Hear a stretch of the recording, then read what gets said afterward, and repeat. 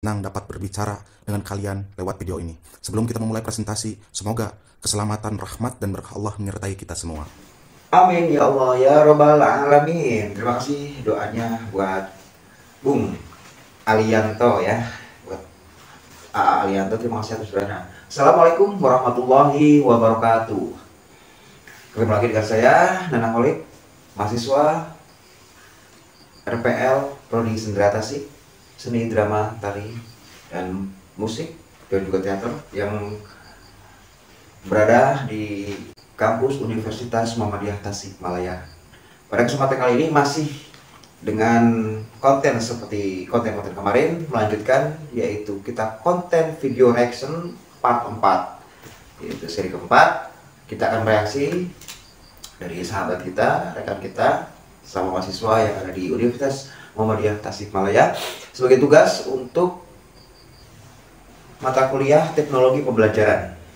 Kita lihat langsung aja konten yang dibuat oleh rekan kita, sahabat kita, Alianto. Pembelajaran dan suasana pembelajaran pada masa kolonial tersebut. Media pembelajaran pada masa itu hanya berpedoman pada buku. Namun buku-buku tersebut mencerminkan pandangan dan nilai-nilai Belanda yang Baiklah, kita cut dulu sebentar. Sebenarnya konten ini sudah saya simak dulu sebelumnya. Dan nanti apabila teman-teman atau sahabat-sahabat semua ingin mengetahui atau melihat konten yang lebih jelasnya, nanti linknya saya tulis di kolom deskripsi ya. Bisa langsung klik aja. Termasuk konten-konten kemarin juga. Konten dari Bapak Samsul Basar, dari Ibu Eka, lalu dari Bapak Hendra Rizal. Nah, itu juga ada di kolom deskripsinya, silahkan klik linknya. Karena ada beberapa video yang saya rubah suaranya agar tidak kena copyright ya. Mohon maaf sebelumnya, dan mohon maaf juga kepada Bapak dosen Madriban. Ada beberapa video yang saya cepatkan, saya ubah audionya agar tidak terkena copyright. Nah, selanjutnya untuk konten Bung Alianto ini, kontennya kalau saya lihat dari kesan pertama itu sangat keren. Karena terobosan terbaru ya, bikin vlog atau konten ini, konten untuk tugas kuliah dibikin keren. Ini bagus dengan inovasi terbaru yaitu black and white dengan karikatur-karikatur. Itu sangat keren, bagus sekali. Namun ada sedikit, mohon maaf buat Bung Alianto, kekurangannya kan itu ada visual diri kita ya, mungkin diri kita di situ visualisasinya. Nah, itu tidak ada sinkron antara audio dan visualnya. Mungkin kedepannya bisa dirubah agar audio sama visualnya agar lebih sinkron lagi bisa. Nah, atau kalau perlu nggak usah pakai visual seperti itu, atau kita bikin gerakan-gerakan yang lucu sesuai dengan karikaturnya bisa lebih menarik. memahami keberagaman budaya di Indonesia. Pada masa kolonial, budaya Belanda mencerminkan nilai-nilai yang dominan di Eropa pada saat itu, termasuk. Oke, cut lagi ya.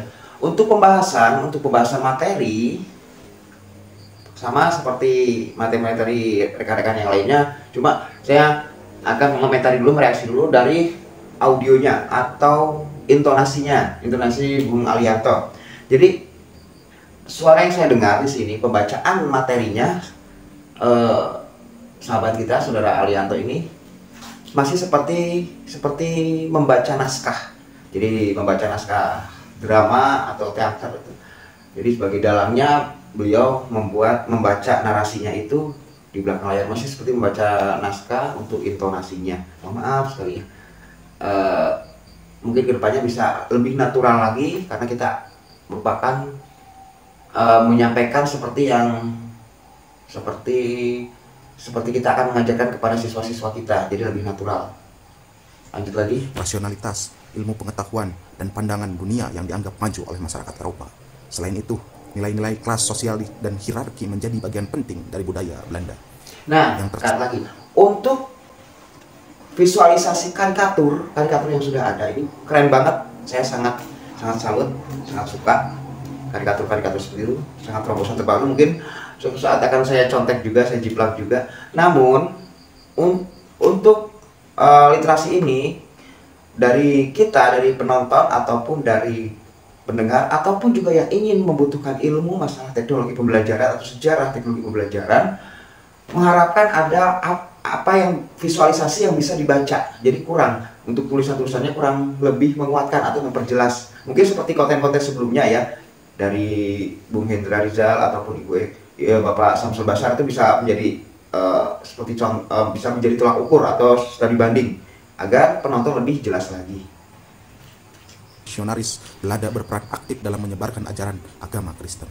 Meskipun suasana pembelajaran bersifat otoriter, dengan guru memiliki peran dominan, terdapat semangat perlawanan dan upaya reformasi.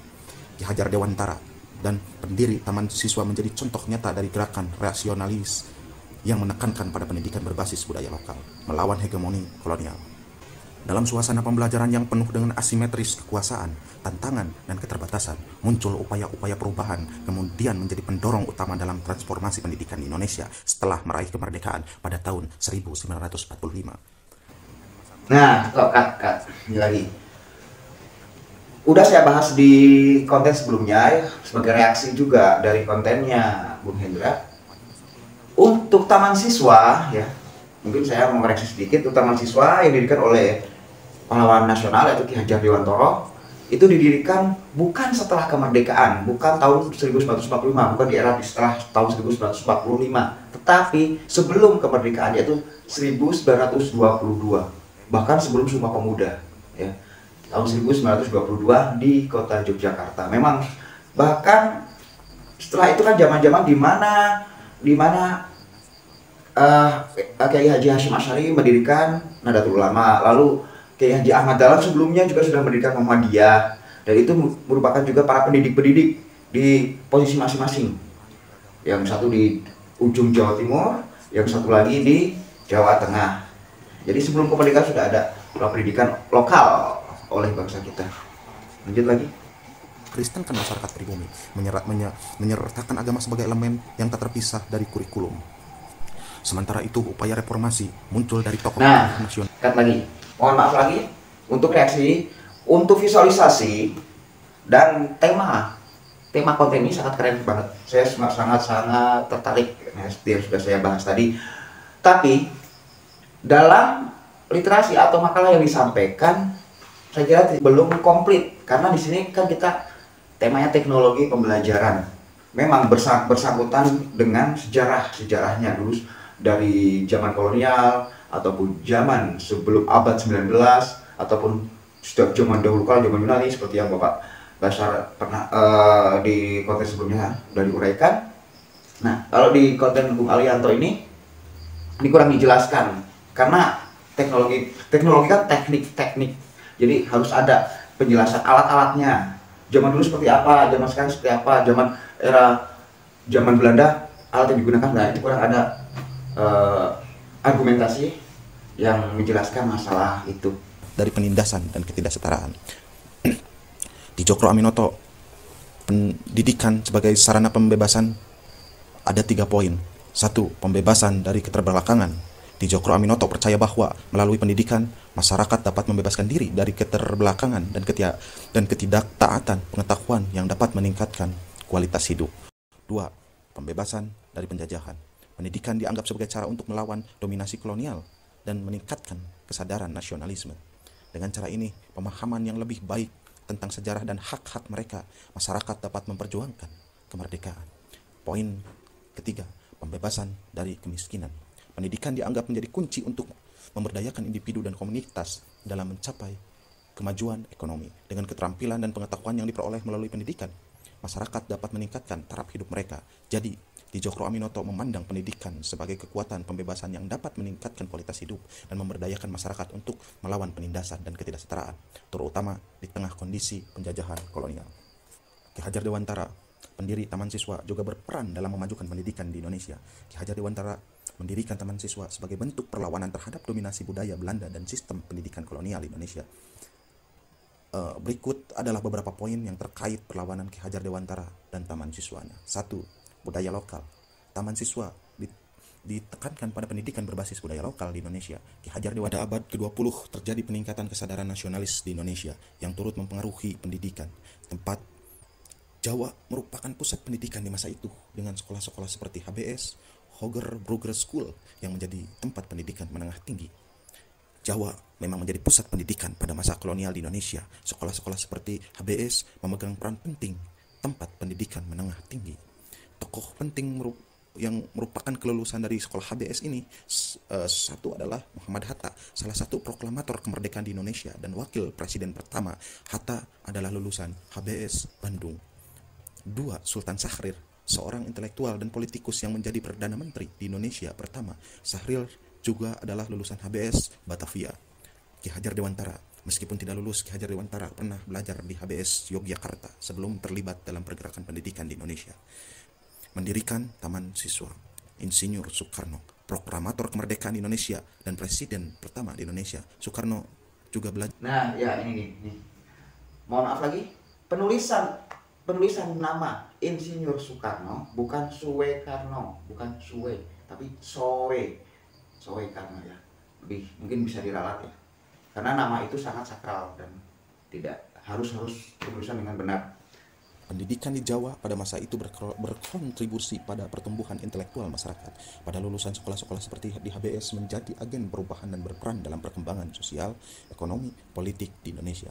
Secara keseluruhan, Jawa dengan lembaga-lembaga pendidikan menonjol seperti HBS mencerminkan peran kunci dalam membentuk intelektualitas dan perkembangan.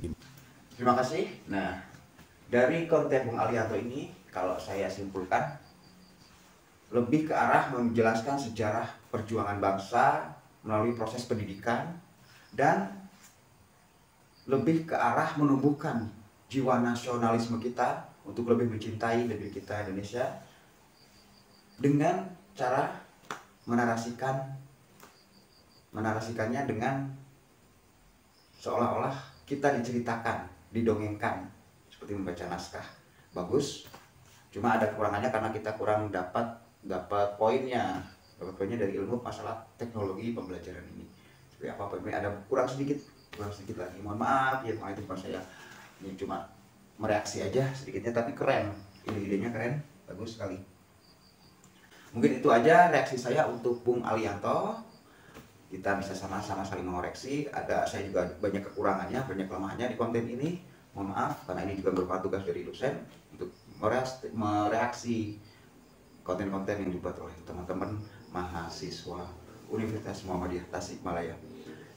Kita akan berlanjut ke konten berikutnya, yaitu ke part selanjutnya masih dengan reaksi konten-konten mahasiswa untuk teknologi pembelajaran, khususnya di mata kuliah saya teknologi pembelajaran seni. Assalamualaikum warahmatullahi wabarakatuh.